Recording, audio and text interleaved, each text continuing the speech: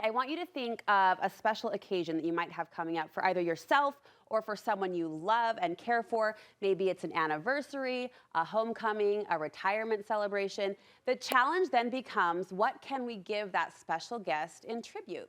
Well, maybe it would be stereotypical, like jewelry, a gold watch, maybe a lovely piece of art, and just maybe a book of memories.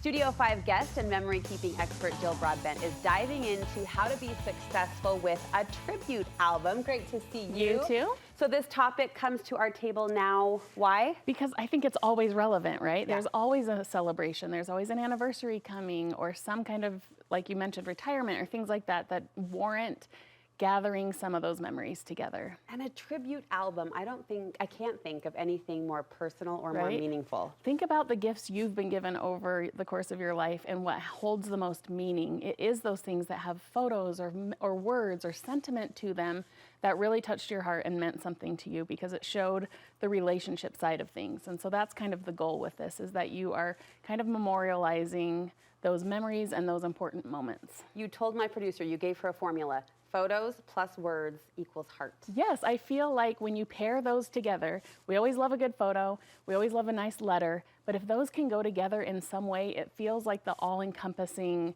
way to touch your visual, all the emotions kind of get touched by that. It's a gift of the heart. So is this different than a scrapbook? I mean, I do them in scrapbook form and I do them in other forms. So I brought a lot of samples because the goal is that you can find something that works for you.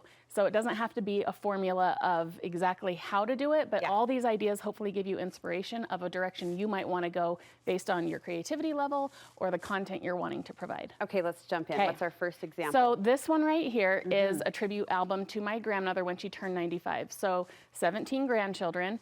And what I did was gathered a photo and a letter from every grandchild. So no one else had to do anything but email me their photo and their words. And you took it from there. And then I designed it. And so this is a 10-year-old book. So you can tell sometimes the styles change and, like the different materials we might use change with trend, but the meaning is always the same. So every letter and every photo was provided by that grandchild on each spread.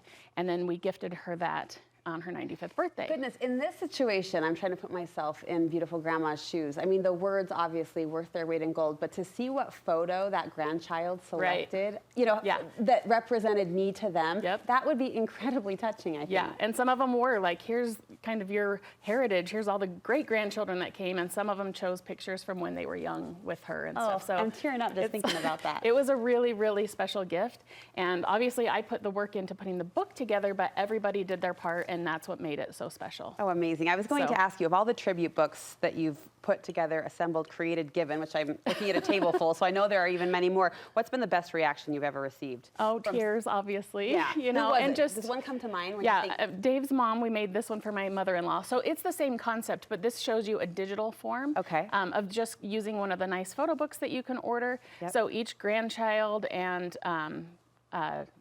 spouse and a child. I love you, Nana. What is my problem? Get me some tissues. I don't even know this, Nana. So everybody did what they wanted to do. We gave them no rules, and that's what makes it extra special. So some of them are handwritten, but again, just scanned them in and dropped them in with the photos, and that became kind of the priceless memory there. And kind of don't worry about me. I think I'm just overtired. I think my own babies special, and it's a really fun way to share those. You feel the specialty and you feel the heart, the meaning behind these. Okay, what else is happening over here? So anniversaries, obviously. Yes.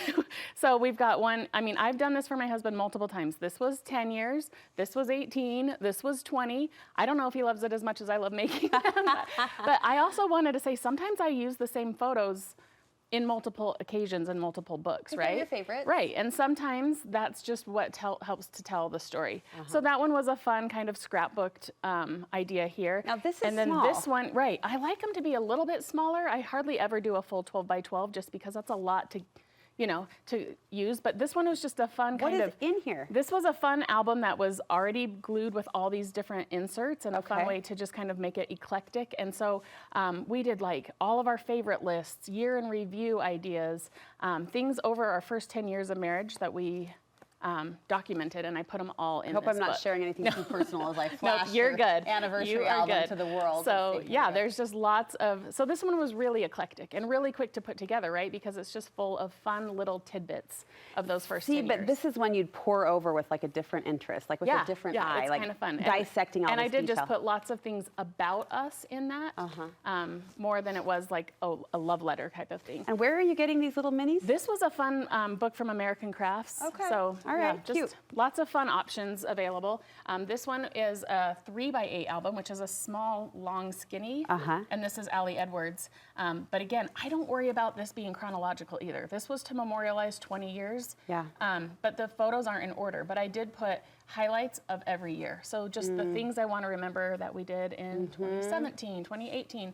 But the photos are just in there to enjoy and not to worry about which happened first and, you know. I love the shape of this. I love the mini size and the way it's different and offers variety. Is this hard to store? Like, where are you putting this? Not on a bookcase because it's not a traditional size. Yeah, lots of times with mini albums, just in general, not necessarily tribute ones, but mini albums I'll put in like a nice basket. And so then they're out where people can grab one. And but sometimes, yeah, on a shelf if that's a fun spot. Okay, as well. a notebook becomes a tribute album? Thank you. So when I had a baby, each time I had a baby, my mom came and like lived with us for a few weeks, right? Those and moms, helped. yes. There's nothing I could really gift her that would really say thank you for how much of her life she gave up. Right. So with each child, I made her a thank you album. Oh, Jill. And so just notes of like what we were grateful for that she was willing to do. Like, thank you for taking a night shift. Thank you for playing doing Lady the and the dishes. Tramp with me. Yes. Oh, the spaghetti moment. And there's like even drawings from our oldest in this book. And so again, it's not much, but it's everything, you know? So it's kind of a way that you can really say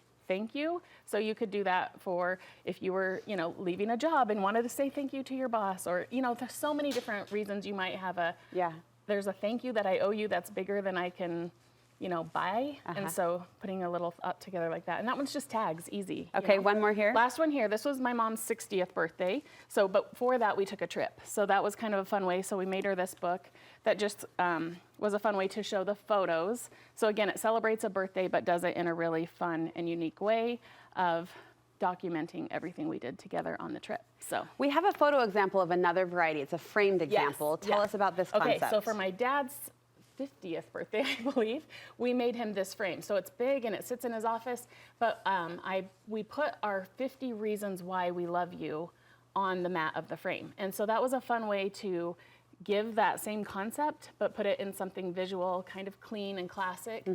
But that all just showed up in this nice way to Beautiful. It seems with each of these, you've gone in with a goal. Like you knew exactly the story you were going to tell. Yep, so it's either, do you want it to be a 50 reasons why? Do you want it to be just send your letter and your favorite or a favorite memory? I had a book that I gave to my aunt, and it was all my favorite memories of her, but I didn't have a lot of photos to represent that. So I think I gave them some images of that too, of the photo doesn't have to match the story you're trying to tell, right? You might only have a handful of photos of your grandmother at that age, but you're trying to say, I remember this specific memory. Yes. And it's okay to pair, I'm like giving everyone permission, right? Yes. It's okay to pair a photo that doesn't match the story because the emotion is all still there. It's still bringing you back to a time together, so. Jill, you're so good at this. Your passion is contagious. Oh, Every time I have a conversation with you, I find myself thinking, I want to go make a book right now. And you've made it an approachable way that we can do that. Thank you very much. How can we follow you online? Crafty Afternoon on Instagram. Okay, so we'll meet you there. Thanks again.